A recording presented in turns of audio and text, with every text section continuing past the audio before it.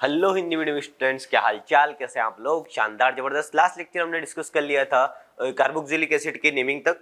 इस लेक्चर में हम डिस्कस करने वाले कार्बोक्सिलिक एसिड के कुछ एग्जांपल। उसके बाद में हम डिस्कस करेंगे इसमें एनहाइड्राइड और एस्टर।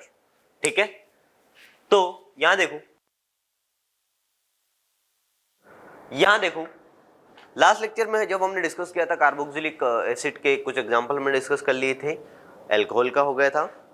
यहाँ देखो कि जब हम ये फंक्शनल ग्रुप के जो नेमिंग हम यहाँ कर रहे हैं, एक लेक्चर और उसके बाद हम लेंगे, एक या दो लेक्चर हो, उसके बाद में हमारी आईयूपीएसी खत्म, उसके बाद हम आइसोमेरिज्म स्टार्ट करेंगे। तो चलो स्टार्ट करते हैं इसको। यहाँ देखो, जो मैं लास्ट जब हमने जहां तक पढ़ लिया था उसके बाद तुम ये नोट ऐड कर लेना। नोट में लिखना कि यदि कार्बन युक्त फंक्शनल ग्रुप हो, यदि कार्बन युक्त फंक्शनल ग्रुप उपस्थित हो तथा प्रतिस्थापी के रूप में, सब्स्टिट्यूएंट के रूप में यूज हो रहा हो। मान लो किसी पीसीसी में दो कार्बन कंटेनिंग फंक्शनल ग्रुप होते हैं, लेकिन उसमें से प्रायोरिटी के ऑर्डर के हिसाब से ही एक यूज होता है, ठीक है, दूसरा सब्स्टिट्यूएंट बन जाता है। ठीक है, तो जो प्रिंसिपल फंक्शनल ग्रुप नहीं बन पा रहा है, जिसको हम प्रतिस्थापी के रूप में यूज कर रहे हैं, उसके लिए यहाँ पे लिखा है कि यदि कार्बन युक्त तो फंक्शनल ग्रुप हो और प्रतिस्थापी के रूप में यूज हो रहा हो, और इसके उसके कार्बन को जो है हम पीसीसी में इंक्लूड नहीं करते हैं। ठीक है, मान लो दो फंक्शनल ग्रुप है, सेम कार्बन कंटेनिंग है, दोनों में कार्बन है, लेकिन प्रायोरिटी के हिसाब से अगर हमने कार्बोक्सिलिक एसिड मान लो सबसे पहले आया, वो प्रिंसिपल फंक्शनल ग्रुप में हमारा ऐड हो गया है, तो हम उसके कार्बन को तो ऐड करेंगे। लेकिन मान लो वहां पर एल्डिहाइड भी है, उसका कार्बन है, तो हम उसके कार्बन को ऐड करेंगे। एक्सेप्शन समझो। यहां देखते हैं कि एल्डिहाइड तथा कीटोन को छोड़कर तथा इसके लिए प्रीफिक्स यूज करते हैं। यहां देखो एग्जांपल में मैंने लिखा हुआ है COOH, COOR, यहां पर साइनाइड तक, ये 3-4 एग्जांपल है, ये याद रखना। डिस्कस करते हैं इसी को। यहां देखो, यहां पर साइनाइड भी है, कार्बन कंटेनिंग फंक्शनल ग्रुप है, और यहां पर कार्बोक्सिलिक एसिड भी है। ठीक है, यहां पर दो फंक्शनल ग्रुप हो गए, साइनाइड भी है और एसिड भी है। अब मैं नंबरिंग कहां से करूं, मैं सिलेक्शन किस चेन का करूं, मैं सिलेक्शन किस चेन का करूं? तो क्या मैं यहां से सिलेक्ट करूंगा 1 2 3 और इसको 4 नंबर दे दूं? साइनाइड को क्या मैं 4 नंबर दे दूं? तो ये बोलेगा नहीं, ये कहेगा कि या तो मुझे प्रिंसिपल फंक्शनल ग्रुप बनाओ, या तो मुझे प्रिंसिपल फंक्शनल ग्रुप बनाओ, या फिर मैं तुम्हारे नंबर का मोहताज नहीं हूं, मुझे नहीं चाहिए तुम्हारा नंबर। ठीक है, अगर इसको नंबर नहीं देंगे तो ये बना सब्स्टिट्यूएंट यानी प्रतिस्थापी, और नंबरिंग चली जाएगी यहां पर। चेन को देखेंगे तो 1 2 3 और 4 कार्बन की हमारी चेन बन गई। ठीक है, 4 कार्बन की हमारी चेन बन गई। तो लिखेंगे, हम लिखेंगे, इसको लिखेंगे साइनो, ये हो गया हमारा मिथाइल। तो 3 पर क्या है, साइनो, उसके बाद में 2 पर क्या है, मिथाइल, उसके बाद में 4 कार्बन की हमारी चेन है, तो इसके लिए यूज करते हैं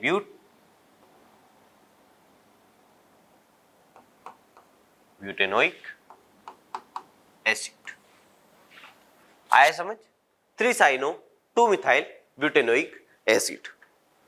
कहने का मतलब ये है कि मान लो किसी पीसीसी में किसी स्ट्रक्चर में तुम्हें दो फंक्शनल ग्रुप दिखते हैं, एक ये, इस टाइप के अगर हमें दो फंक्शनल ग्रुप दिखते हैं, दोनों में कार्बन लगा हुआ है, लेकिन हम इसको प्रतिस्थापी मान रहे हैं, तो इसका कार्बन हम पीसीसी में इंक्लूड नहीं करेंगे। ठीक है, एल्डिहाइड और कीटोन को छोड़कर। ठीक है, एल्डिहाइड और कीटोन को छोड़कर लिख लो, एल्डिहाइड और कीटोन को छोड़कर।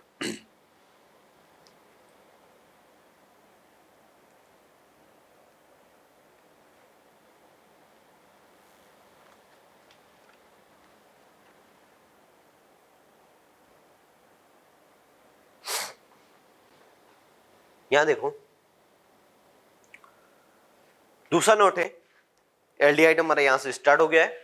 यदि एल्डिहाइड प्रतिस्थापी के रूप में यूज होता हो, मान लो प्रायोरिटी के हिसाब से मान लो वहां पर कोई दूसरा प्रिंसिपल फंक्शनल ग्रुप हो गया है और ये प्रतिस्थापी के रूप में यूज हो रहा है, ठीक है, ये प्रतिस्थापी के रूप में यूज हो रहा है, तो यहां पर दो चीजें हैं।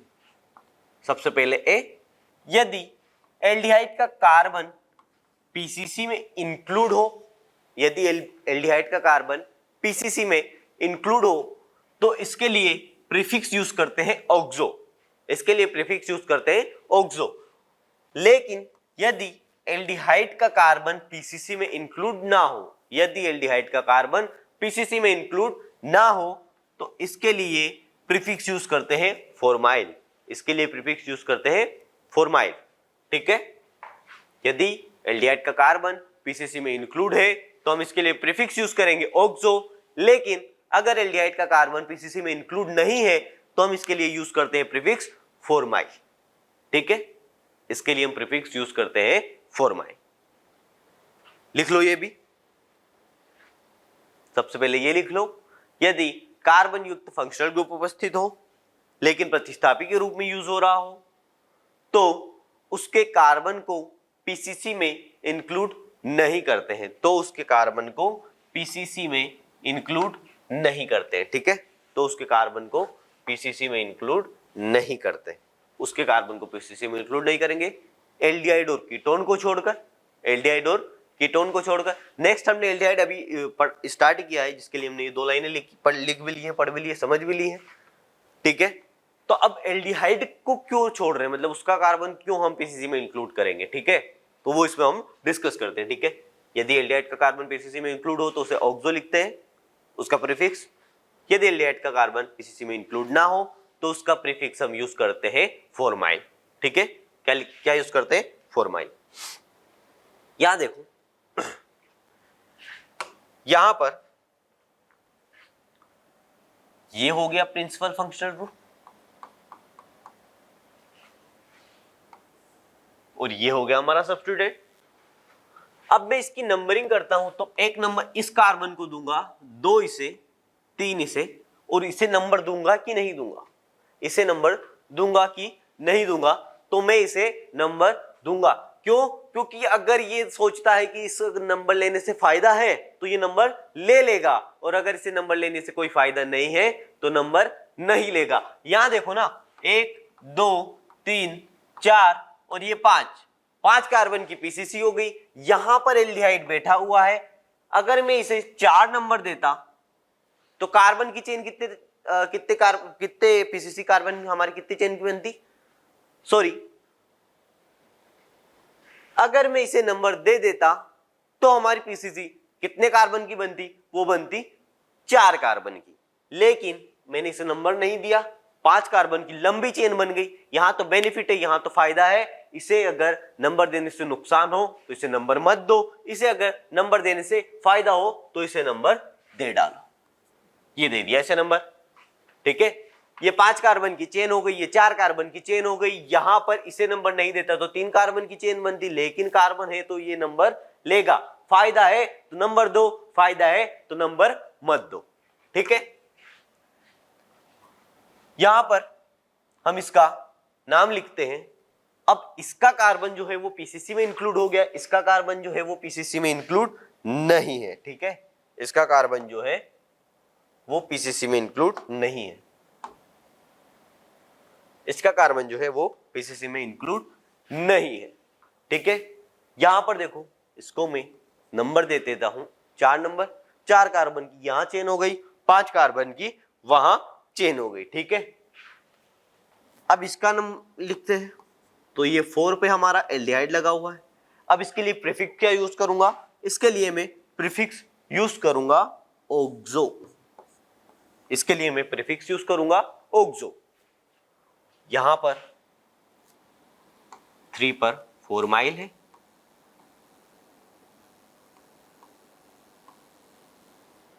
क्यों है? क्योंकि इसका कार्बन पीसीसी में इंक्लूड नहीं है, इसका कार्बन पीसीसी में इंक्लूड नहीं, इसका कार्बन पीसीसी में इंक्लूड नहीं। तो इसका नाम लिखता हूं 4 ऑक्सो, 4 कार्बन की चेन है, ब्यूटेनोइक एसिड।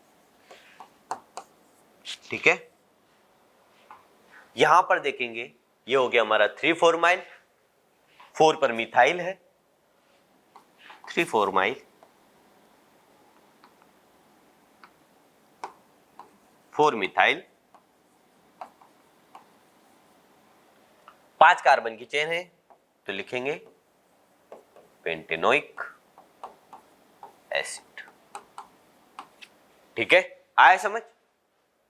यानी कि एल्डिहाइड और कीटोन वह बेवरूपीय है, वो समझदार लोग हैं, अगर इन्हें लगता है कि नंबर लेने से फायदा है तो नंबर ले लेते हैं, और नंबर लेने से कोई फायदा नहीं है तो नंबर नहीं लेते हैं। ठीक है, आया समझ? यहां पर इसका नंबर लेने से फायदा था, भाई साहब नंबर ले लिया, यहां पर नंबर लेने से कोई फायदा नहीं था, नंबर नहीं लिया। ठीक है, एल्डिहाइड में कार्बन को हमने पीसीसी में ऐड कर लिया, प्रीफिक्स लगेगा ऑक्सो। यहां पर इसका कार्बन हमने नहीं ऐड किया पीसीसी में, तो इसके लिए प्रीफिक्स लगेगा फॉर्माइल। ठीक है, इसके लिए प्रीफिक्स लगेगा फॉर्माइल। लिख लो दोनों एग्जांपल।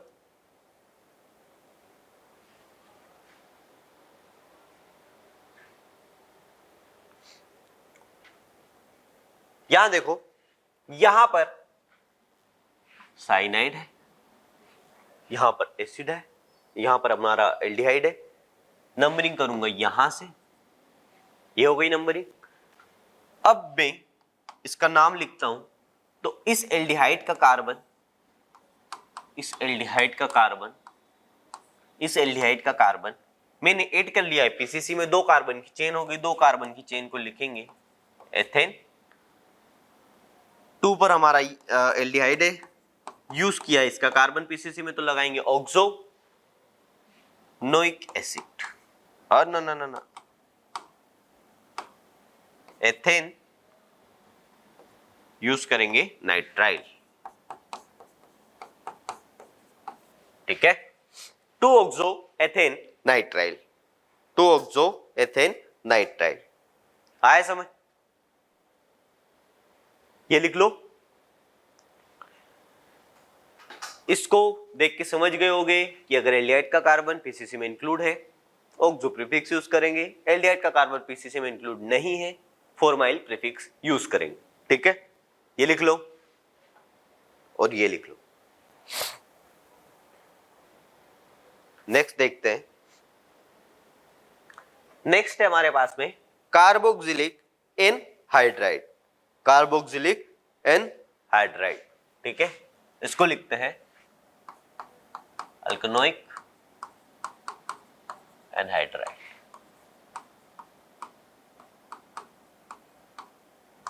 ठीक है, 2 कार्बन के बीच में यदि कोई ऑक्सीजन आ जाए, याद है ना, कार्बोनाइल ग्रुप के बीच में ऑक्सीजन, या फिर इसको लिखते हैं, ठीक है,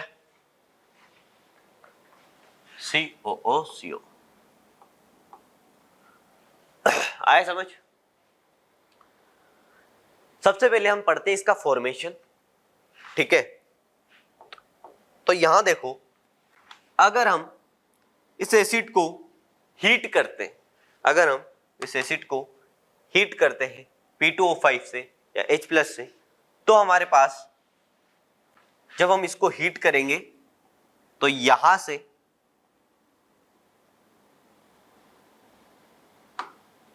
से ये पानी निकल जाएगा। ठीक है, यहां से ये पानी निकल जाएगा। आया समझ? जब हम इसको हीट करेंगे तो यहां से पानी निकल जाएगा। बचेगा क्या हमारे पास में? बचेगा RC डबल बॉन्ड O, यहां पर R' या RC डबल बॉन्ड O, और ये एक ऑक्सीजन ये। ठीक है, एसिड से क्या बना? एनहाइड्राइड, इसलिए इसको लिखते हैं एल्कोनोइक एनहाइड्राइड। आया समझ में? एसिड से क्या बना?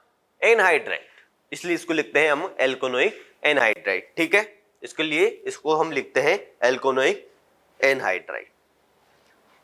एसिड से पानी निकाला तो बना एनहाइड्राइड, एसिड से पानी निकाला तो बना एनहाइड्राइड। यहां पर अगर पानी मिला दोगे तो ये बॉन्ड टूटेगा और तुम्हें दिखेगा OH और H, ये बन गया हमारा एसिड। ठीक है, अगर एसिड से पानी निकालोगे तो बनेगा एनहाइड्राइड, और अगर उसी एनहाइड्राइड में पानी मिला दोगे तो बनेगा हमारा एसिड। ठीक है, फॉर्मेशन में सिर्फ इतना याद रखो, ये जो हमारे एसिड थे इसमें से हमने हीट देकर पानी निकाल दिया, जब पानी आउट हो जाएगा तो बनेगा हमारा एनहाइड्राइड, तो बनेगा हमारा एनहाइड्राइड। और जब हम एनहाइड्राइड में पानी मिला देंगे तो ये बॉन्ड टूटेगा और हमारा बन जाता है यहां पर एसिड। ठीक है, ये लिख लो, फॉर्मेशन लिख लो, फॉर्मेशन लिख लो। नेक्स्ट देखो, यहां पर देखो, यहां पर हमने एनहाइड्राइड की सिमेट्रिकल कंडीशन भी ली है और अनसिमेट्रिकल कंडीशन भी ली है। यहां पर हमने एनहाइड्राइड की सममित और असममित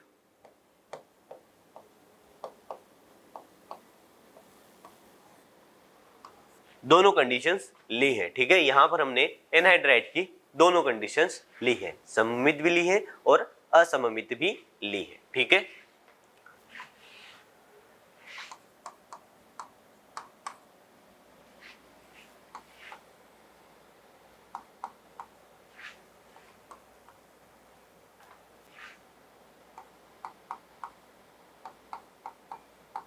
ये हो गई सममित स्थिति और ये हो गई असममित स्थिति, ये वाली हो गई असममित स्थिति।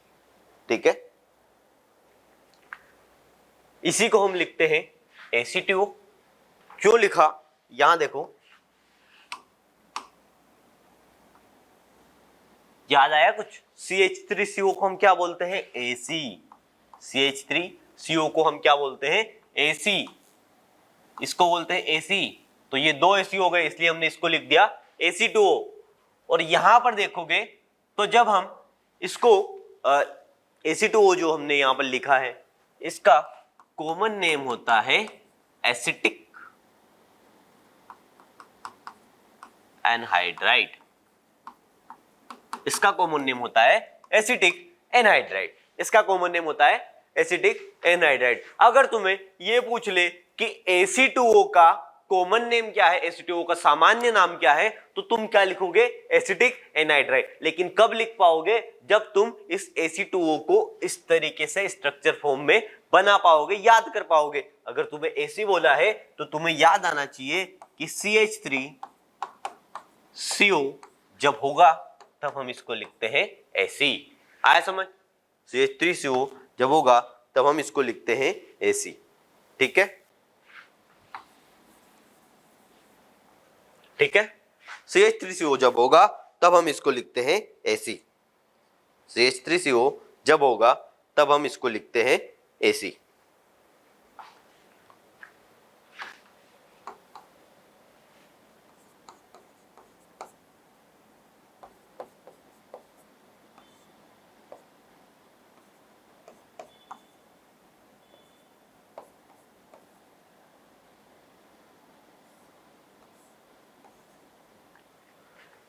यहां पर देखो, यहां पर O है, इस O के आजू और बाजू, इस O के दोनों तरफ जब सेम सेम तुम्हें यहां पर दिखेंगे कार्बन, ठीक है, तब हम एक कॉलम की नेमिंग करते हैं। ठीक है, जब हम इसकी नेमिंग करेंगे तो हम इस दो कार्बन को लेंगे, इस दो कार्बन को लेंगे, तो इससे बनता है हमारा एथेन,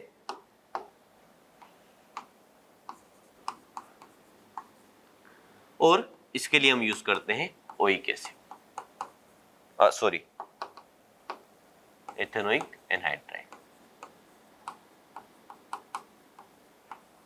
ठीक है, इसके लिए हम लिखेंगे एथेनोइक एनहाइड्राइड, एथेनोइक एनहाइड्राइड। अब यहां पर देखो, यहां पर कंडीशन क्या है? यहां पर अनसिमेट्रिकल यानी कि असममित स्थिति उत्पन्न होती है तब हम देखते हैं इस कार्बन को, इस कार्बन को और इस कार्बन को। एक कार्बन है तो एक कार्बन के लिए हम क्या लिखेंगे, एक कार्बन के लिए हम लिखते हैं मेथेनोइक, मेथे, और दो के लिए लिखेंगे हम एथेनोइक। तो इसका नाम होता है ethanoic methanoic anhydride, ethanoic methanoic anhydride, ethanoic methanoic anhydride, ethanoic methanoic anhydride. ठीक है, आया समझ? एथेनोइक मेथेनोइक एनहाइड्राइड क्यों लिखा?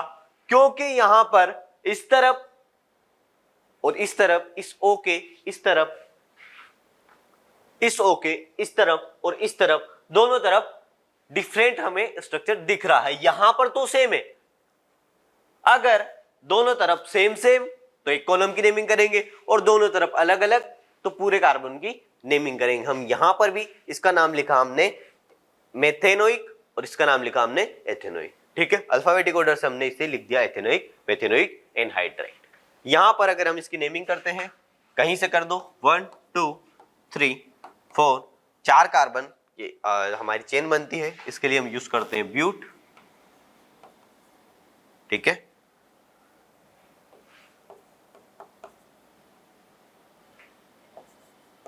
डाइब्यूटेनोइक एनहाइड्राइड, डाइब्यूटेनोइक एनहाइड्राइड। ठीक है, डाइब्यूटेनोइक एनहाइड्राइड, या फिर हम इसे इस तरीके से लिख सकते हैं, एक सेकेंड, या फिर हम इसे इस तरीके से लिख सकते हैं 1,4 but, 1,4 but di oic anhydride.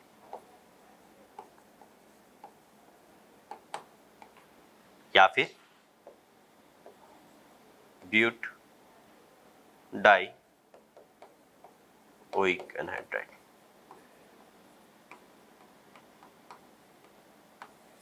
ठीक है, या फिर हमें लिख सकते हैं इस तरीके से। इसके बाद में आता है हमारे पास में एस्टर। ठीक है,